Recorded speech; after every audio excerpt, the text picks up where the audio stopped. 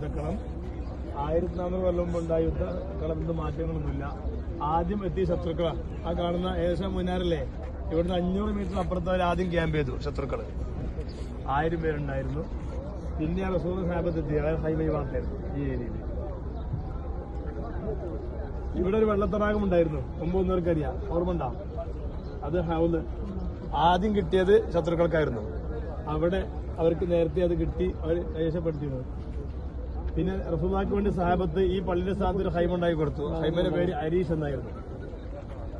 അവിടുന്ന് റസൂലുള്ളാഹി ദുആ കാരണമായിട്ട് അന്ന് ശക്തമായ മഴ പെയ്തപ്പോൾ അവർ നേരത്തെ വന്ന് കൈവശപ്പെടുത്തിയ ആ തടാകം പൊട്ടി തകർന്ന് ഇങ്ങോട്ട് വന്നു. അത് കെട്ടിയിരുന്നു.